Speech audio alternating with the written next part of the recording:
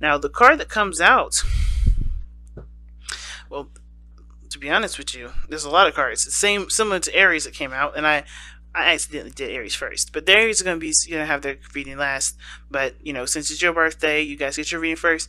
But just similar to Aries, they had a bunch of cards come out, but the very main card that they needed to know was the King of Cups. Well, not the King of Cups, but the card that came out at the top of a plethora of cards. So, but the card that you need to know, or the card that tells us what you need to know from this reading, is the King of Cups. Being more emotionally open, okay, or controlling one's emotions, and understanding when to control your emotions. That's what I'm kind of getting the sense of. Because when it's important to know when to control those things, but not to overly control them. Because I think, Taurus, you had a tendency, especially last year, before Uranus, well, definitely before and after Uranus went into your sign, there's been a lot of ups and downs regarding your emotions, and it's been hard to figure out when it's acceptable to burst out and be your emotional self, and then when not to. But then at the same time, I kind of get the sense for a lot of y'all, it's really when to bust out and be yourself, when to express those emotions, when to let people know, let people in, and be vulnerable, and when is being vulnerable a sign of strength and not weakness. It's always a sign of strength, in my opinion. It's never a sign of weakness. However, when it's, of course, when it is used in a way that disempowers you, and it's not necessarily the the appropriate time, like say for someone that's mourning or something like that. When you start bursting your emotions out in a very self-righteous way, and it's not really in the place of someone else's, then is it really a powerful moment for you and the other person, or is it disempowering and taking away from the situation? You know what I'm saying? So of course, right, understanding the balance and the need of when to express yourself. And you got Seven of Wands coming out of this. That's telling me that says a lot. Says a lot to me. Not taking shit, but mostly not allowing yourself to be, abused in a very emotional way. Because you guys may be ignoring your emotions or try to hold those things down, but there's sometimes where your emotions will help you stand up for yourself. So let's go ahead and see. All right. So what you guys need to know is King of Cups, rather. Why is the King of Cups coming up for this? Like, why do they need to know the King of Cups? Gosh, you guys got a lot of cards coming out, but you guys have two: the Ten of Cups, and the Ace of Wands. I have a new passion for for desired happiness, for either a family. For some of you guys, maybe you guys want to start having kids. Maybe you guys want to have start rebuilding a family relationship.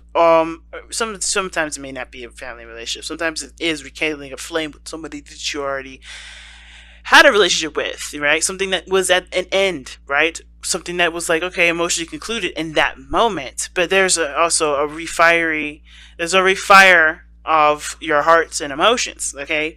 So being emotionally vulnerable like this is because there's something that's opened up in your life that requires you to be emotionally available, not shut down, okay? So, okay, all right, that's cool.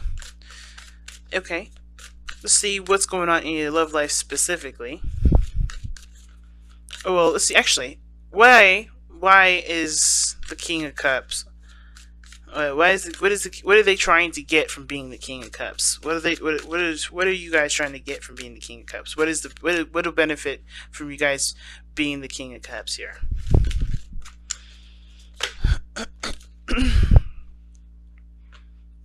Two of Swords. Okay, like I was saying before, making the hard decision between being emotionally available and when not to be emotionally available, when to be logical and detached.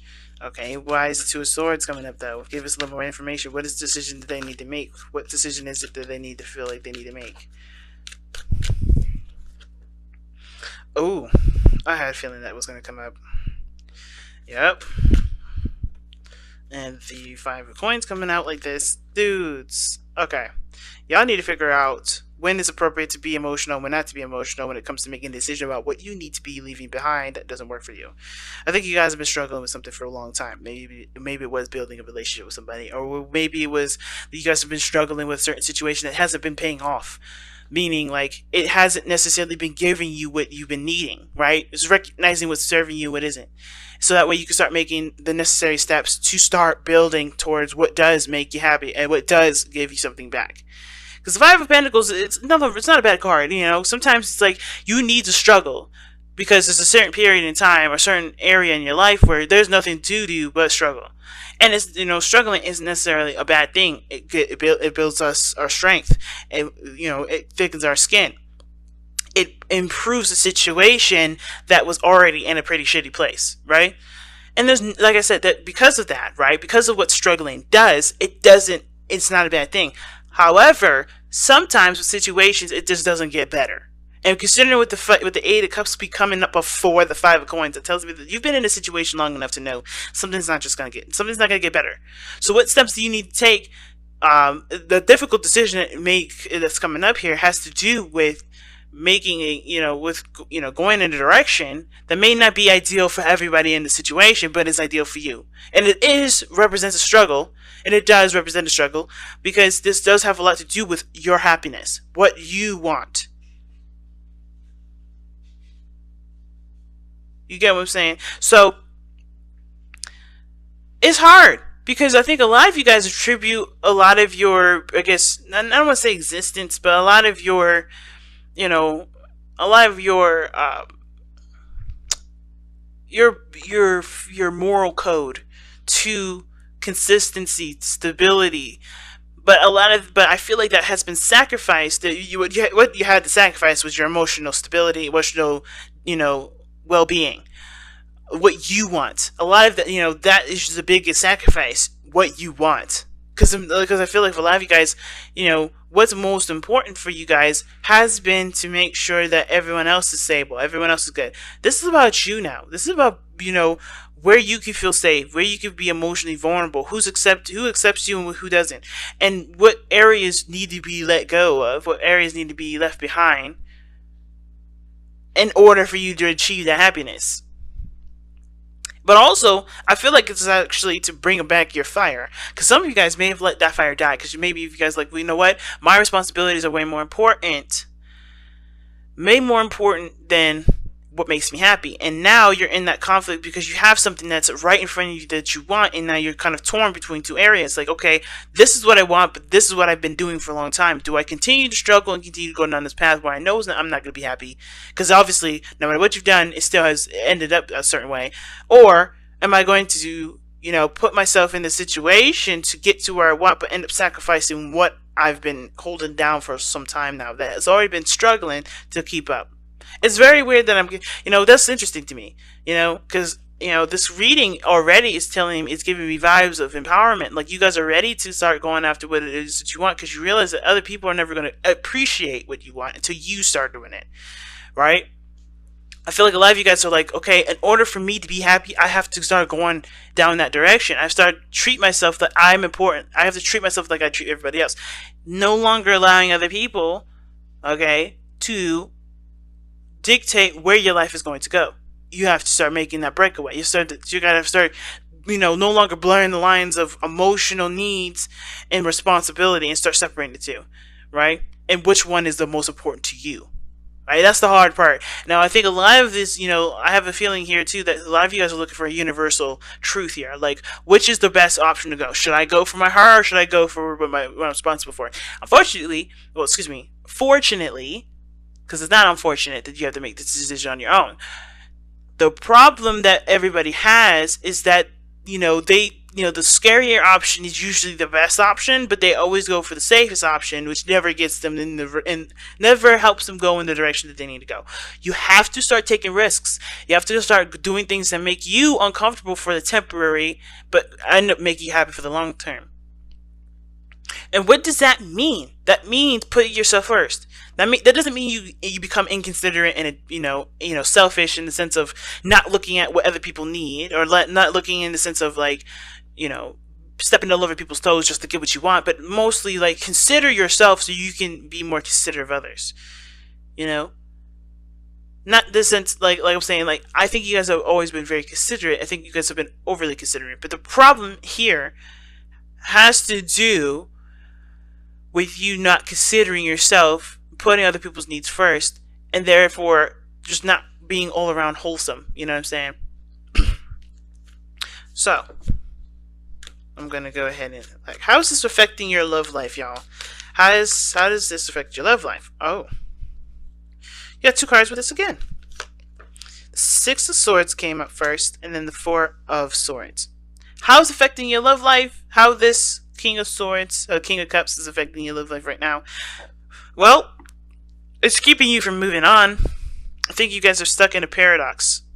Like it's a disaster. Like it's a constant thing. It's a constant state of inactivity. I think you had a lot of time to think on it, the Four of Swords. But how this is affecting your love life here is not moving forward. Or, well, excuse me, how you haven't been, how the focus, I think the focus for some of you guys that haven't been really looking at what you guys want, it hasn't been going nowhere. For those of you that have been, focusing on what you want, you're starting to be able to move forward. You're starting to see different horizons, right? You're starting to recognize that there are other things out there better than the situation that you've been putting up with. Whether this is abusive relationship, regarding with whoever, right? This could be with your current partner. This could be in regards to family, because the Ten of Cups is a family card too. So I don't know if you guys have been having a really unhealthy relationships with family, and your obligation to to meet those needs or meet that expectation of what your family put on you has no longer been it's not healthy for you. It's not making you feel good about yourself, right? And therefore it impacts your relationships. It either makes you leave them prematurely, or makes you, or you may feel like you move on, or you have to leave that behind because ultimately, that's not what your family wanted. But you hung up on that. You're hung up on whatever you left on because you weren't finished with it. Or maybe there's a certain area in which you do want to move forward in, but it's been hard to do it because, there's a lot to consider regarding what that will mean for you and people that you attribute to being in your family.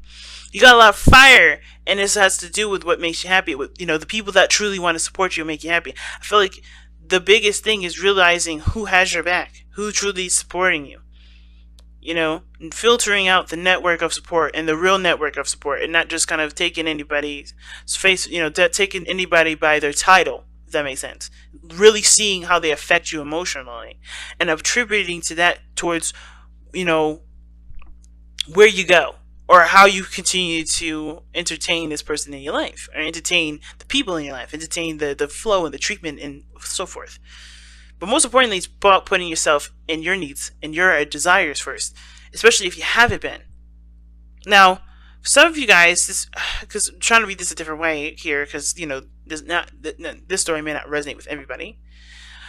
But for some of you guys, the reason why the King of Cups is coming up for you guys has to do with perhaps being more emotionally available for partner, or being more emotionally attuned to what you need.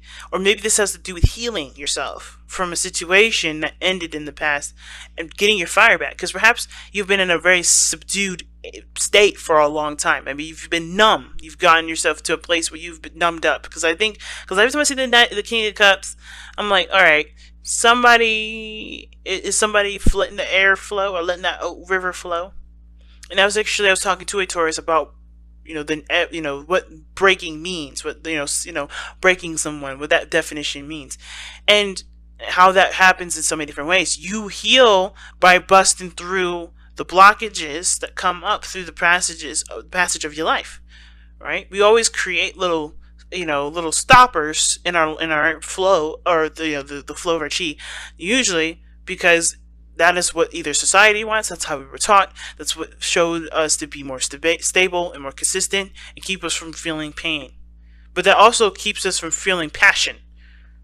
Sometimes those blocks keep us from feeling passion. Those blocks are not healthy boundaries that help us to create the burning fire that creates so much beautiful things. And you have that. You have the fire. But what is it blocking that power? And what does breaking mean? Breaking doesn't have to be an aggressive standpoint. Being in a position of not making a decision or not taking action because you don't want to go through that period of breaking somebody, that's not really for you to decide. You have to make sure that what you're doing is healthy for you, and that's it. You can't think about someone else. You can't think about anyone else, because if you can't even think about what you need and think about your own desires, right? How are you in any position to be able to make sure or figure out what's best for someone else? right? So you have to make a decision, even if that does break the other person. And that break doesn't have to be aggressive as hell, right? That break can be graceful, it could be sweet, it could be gentle. But you have to show, but really breaking is, to break, like I said to the Taurus that I'm referencing, is the river, is breaking the dam that keeps the river from flowing. What isn't making your river flow? What dam is stopping you from being able to achieve what you want? What things do you have to move on from? You know, what things do you have to move on from that's put you in a state of, of numbness? You know, and it could be something that's, difficult to express, or difficult to, to go through. Some of you guys, this has to do with, moving on from something that did mean something really astronomical, a part of your life, and it's finding a new meaning. Because I think with the Six of Swords, in my opinion, it's finding a new meaning for life. It's finding a new meaning in who you are. It's no longer letting the past or the old way of living predict or to dictate what will be your drive, will be your force. It's truly now 100% on you. And that's the hard part, because you've always had to either fight with somebody or get to a certain place where you guys can get to some sort of understanding, but it would never happen. Something that was left unresolved, and it has to be left unresolved because that person either is, or that the people are unnegotiable. They can't, nothing, someone that can't be reasoned with, or they're not there to be able to come to that conclusion anymore. And that's the hard part, because if you guys have had people that have passed, because I know some Taurians and that have lost some people recently, it's going to be hard if you guys have some beef and you guys have never been able to reconcile that. But you have to figure out a way to reconcile that sort of indifference, so that way you can find the fire again, right? And that may be that you don't, come to a conclusion that you guys can stand up to level playing fields with. You may have to just accept that things have just wasn't the way that it could be, in the eyes that you had, in the eyes of success that you had at that time. But it doesn't infringe on the future successes that you have in the later on. It doesn't infringe on what you may want now for yourself, because the blockages that you had before are no longer there. And I'm not saying the person that you may have lost was a blockage. I'm saying that whatever you felt was, that you felt contributed to the blockage of being able to have a successful relationship with that person, will not be the blockage for the future relationships or the future, areas in your life where, you can have that success. The person was never necessarily the problem. The problem between you and the person was the problem. What was that issue? Identifying it, and sometimes it's big. The biggest thing about this reading is making peace, so that way you can heal and be able to move forward. It's so intricate, this reading. So let me get a little bit of information. Well, let me get the last card here. What is the overall outcome for the reading here? What is the overall outcome for Taurus in this reading, in regards to what they need to know?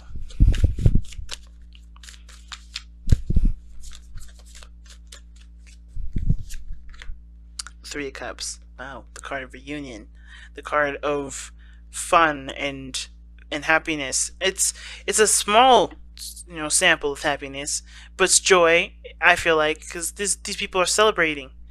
This is a card of celebration. Now, for those of you that have lost someone, or this has something to do with a situation coming to an end with the Ten of Cups, right? Celebrate the life that it had in a way that that encourages future how do I put this, like future growth, future success, right? The Three of Cups, the outcome doesn't have to necessarily mean that you celebrate the life of, or the journey that was before. But I feel like it's, the Three of Cups talks about, you connecting with people of like minds, connecting with people that are like very similar to you, that are becoming more awake to what they need and what they want, and being aware that they have the power to make those things happen. The King of Cups is passive, the most passive king out of all of them, but he still is avid about going for what makes him feel good, right? He'll always put himself in a position in which he feels the best. And I feel like with 3 cups coming up like this, I feel like you're going, connecting with people that are, that are similar to you will help you to figure out what your best decision is regarding either leaving something behind, like the 8 of Cups is saying, or, figuring out what you're no longer interested in putting up with. Figuring out through the situation that you've been through already, figuring out what is your tolerance level, figuring out what your new boundaries are, and you either start making progress in relationships that have been struggling for a while, and really, putting in either a college try, which I don't believe you guys haven't been, but like figuring out figuring out if something serves you and what doesn't, and start making progress in what areas that do benefit you and what do serve you. No longer putting effort in something that doesn't. Follow the moon. Okay, trust your intuition. That's the card that comes out. The King of Cups is very good with that too. He's very intuitive. Very intuitive. Not just and the reason why and how he's intuitive is by looking at his emotions and looking at what he wants and looking at how he feels in every moment, in every situation. He's on top of his emotions. He doesn't let them get the best of him, and he does not let them. He doesn't hold them back either. Is knowing the importance of of the flow, understanding the flow. Okay, and I feel like the moon is never. I would say this too, guys, because I think the biggest thing that you guys are gonna have to face right now for the next 8 years is that you're gonna be facing the moon a lot, and it's a really weird. Okay, sorry about that if you guys hear that in the background. What the hell is going on? But anyway, the moon, I know the Uranus is not the moon, but the Uranus is very similar to it in the sense of you can never predict what's going to happen. But it doesn't mean that you can't create beautiful things from unexpected events. You can't be graceful in an unexpected event. That doesn't mean any of that. You can be all those things. You can do the best that you can. You can grow in astronomical ways. You could be successful. And you don't even, because you took advantage of a situation. You could be successful because you are prepared to handle unexpected things. By being more in tune with yourself. By being more in tune with your environment, by putting yourself in a situation that that no matter whatever comes, you can be prepared to handle it in the best way possible because you are in tune to your needs, to your spirituality, to that area that needs the most support. It needs the most patience and the most and the most care, which is your heart. The more you're compassionate with your emotions, and the less you start trying to push it into a box or let it explode in all kinds of different areas, the better the unknown seems to be. Because you're more in the focus on the present, and whatever happens in the present and happens in the now, you can, you'll be more confident in being able to handle versus an unstable area of emotional chaos, right? Because whatever you suppress, whatever you let go crazy, how are you going to know how to handle it properly if you don't focus on centering yourself and focus on what your true needs are versus just kind of saying, no, this emotion isn't needed, or no, I have, or oh my God, this is important to me, or this is something that I have to, kind of explode on. It's a balance of both.